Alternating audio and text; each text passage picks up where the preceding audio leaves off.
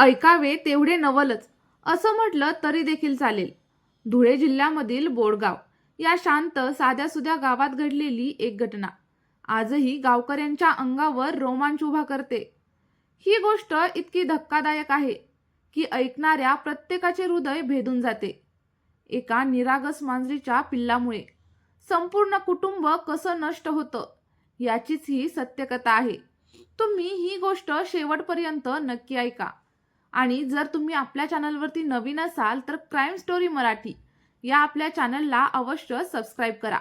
सोबतच तुम्ही आपला व्हिडिओ कुठून पाहताय ते देखील कमेंटमध्ये नक्की सांगा. बोडगाव हे गाव आकाराने लहान होतं पण मनाने मोठं. गावातले लोक मेहनती, साधे आणि एकमेकांना आधार देणारे. बहुतांश कुटुंबाची उपजीविका शेतीवरती अवलंबून होती. आणि याच गावात रमेश संदीप शिंदे हे आपल्या कुटुंबासोबत राहत होते. त्यांचं घर चिखलाच्या भिंतीचं, जुनं छप्पर असलेलं पण लहानसं, प्रेमाने भरलेलं होतं. रमेश, त्यांची पत्नी पूजा, वडील संदीप, आजारी आई सुलभा आणि 2 गोंडस मुलं श्याम आणि परी असं त्यांचं छोटंसं कुटुंब होतं. श्याम वयाने मोठा, अभ्यासात हुशार आणि आईवडिलांचं ऐकणारा, तर परी ही घरातली सगळ्यात खट्याळ पण सगळ्यांच्या डोळ्यांचा तारा. त्यांची आर्थिक परिस्थिती मात्र हालाकीची. शेतीचं काम, दैनंदिन अडचणी, आजारी आई आणि घरातील जबाबदाऱ्या या सगळ्यांचा भार रमेश एकटाच पेलत होता.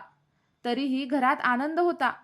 रात्री एकत्र जेवण, मुलांचे गोंधळ आणि सगळ्यांनी मिळून गप्पा मारण्यातही त्यांना समाधान मिळायचं. पण नशिबानं त्यांच्यासाठी काहीतरी भयंकर ठेवलं होतं. 15 मार्च 2025 चा दिवस नेहमीसारखा सुरू झाला. मुलं शाळेला निघाली होती आणि रमेश शेतात जाण्याच्या तयारीमध्ये होता.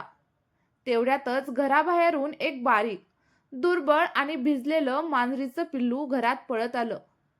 परीचं लक्ष त्याच्याकडे जाताच ती त्याला उचलून घेतली. तिला लहान प्राणी खूप जास्त आवडायचे, पण पूजाला हे अजिबात आवडलं नाही. तिने परीला ओरडून त्या पिल्लाला खाली ठेवायला सांगितलं, पण परी मात्र रडू लागली. तिच्या रडण्याने आईचा कोप हळूहळू शांत झाला आणि शेवटी पूजाने मान्य केलं. ठेवू दे ते पिल्लू घरात, काही नाही होत. कदाचित हाच निर्णय त्यांच्या आयुष्यातला सगळ्यात मोठा आणि सर्वात भयंकर असा निर्णय ठरला. त्या दिवसापासून ते पिल्लू त्या घराचा एक भाग झालं. मुलं शाळेतून आली की त्याच्यासोबत खेळायची. परी तर त्याला दूध पाजायची, त्याच्याशी गप्पा मारायची आणि रात्री स्वतःजवळ घेऊन झोपायची.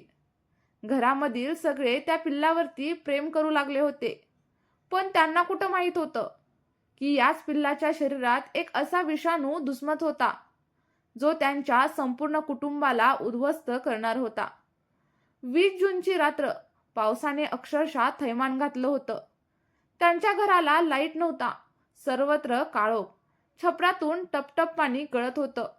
परी रोजप्रमाणे त्या पिल्लाला जवळ घेऊन झोपली, पण रात्रीच्या एका क्षणी त्या पिल्लाने अचानक परीच्या हातावरती चावा घेतला. परीच्या किंकाळण्याने सगळे जागे झाले. अंधारामध्ये काहीच नीट दिसत नव्हतं. पूजाने मुलीला शांत केलं, पण तिच्या हातावर झालेला चावा लक्षातच आला नाही. दुसऱ्या दिवशीही चाव्याची जखम कोणाच्याही नजरेस पडली नाही. हीच सगळ्यांची सगळ्यात मोठी चूक ठरली.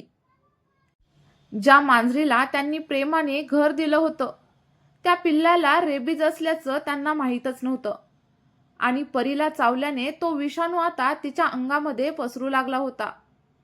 त्या पिल्लाने घरामधील भांड्यामध्ये, जेवणात कुठे कुठे तोंड लावलं होतं ते कोणालाच कळालं नाही आणि काही वेळातच विषाणू सगळ्यांच्या शरीरात शिरू लागला. सुरुवातीला साधा ताप, अंगदुखी, अशक्तपणा यासारखे साधे लक्षण दिसू लागले. पूजाला तर सतत ताप आणि उलट्या सुरू झाल्या होत्या, पण घरची परिस्थिती पाहून तिने हे सगळं हलक्यात घेतलं. काही दिवसांनी श्याम आणि परी दोघांना देखील तीव्र ताप आला. अंगावरती लाल फोड, जुलाब आणि रक्ताच्या उलट्या सुरू झाल्या. रमेश आणि पूजा घाबरले. त्या दोघांनी गावातल्या छोट्या डॉक्टरांकडे घेऊन गेले. डॉक्टरांनी साध्या तापाचं कारण सांगत गोळ्या देखील दिल्या.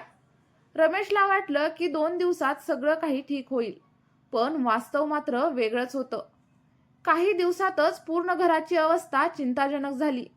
वडील, आई, दोन्ही मुलं आणि पूजा सुद्धा, सगळ्यांना भयंकर अशी लक्षणं दिसू लागली.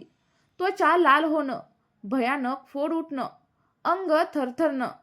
गावकऱ्यांनी देखील हे पाहून भीतीने अंतर ठेवायला सुरुवात केली. लोकांना वाटलं त्यांच्या घरावर शाप आहे. शेवटी रमेशने कर्ज काढून मुलांना मोठ्या डॉक्टरकडे नेले. पण डॉक्टरांनी एकच वाक्य म्हटलं, आधीच खूप उशीर झाला आहे. यांच्यावरती उपचार अशक्य आहेत. त्यांनी विचारलं, तुमच्या घरात कुठे मांजर किंवा कुत्रा आहे का? आणि या विषाणूचा स्रोत त्यांच्यातूनच येतो. रमेशचे डोळे पाणवले. त्याला सगळं आठवलं. परीने आणलेलं ते पिल्लू आणि त्या एका निर्णयाने त्यांचं संपूर्ण आयुष्य उद्ध्वस्त केलं. ही घटना फक्त एक दुर्दैवी गोष्ट नाही, तर एक मोठा धडा आहे. प्राण्यांवर प्रेम करणं चुकीचं नाही, पण खबरदारी न घेणं जीव घेणं ठरू शकतं. पाळीव प्राण्यांना वेळेवर लस देणं, चावा घेतल्यास तातडीनं डॉक्टरांकडे जाणं आणि रेबीज सारख्या रोगांची गंभीरता समजून घेणं फार आवश्यक आहे. जर त्या रात्री पूजानं परीच्या जखमेवरती लक्ष दिलं असतं, जर रमेशने मुलांना लवकर शहरात नेलं असतं, तर कदाचित हे संपूर्ण कुटुंब आज जिवंत असतं. मित्रांनो, प्राण्यांवर प्रेम करा, पण सावधगिरी कधीही विसरू नका. अशा सत्य घटनांसाठी आणि क्राईम स्टोरीसाठी आपल्या क्राईम स्टोरी मराठी या मराठी यूट्यूब चॅनलला लगेचच सबस्क्राईब करा आणि तुमच्या ज्या काही प्रतिक्रिया असतील त्या कमेंट बॉक्समध्ये नक्कीच कळवा. आणि या घटनेबाबत तुमचं काय मत आहे ते देखील मला सांगा आणि आपल्या चॅनलला सबस्क्राईब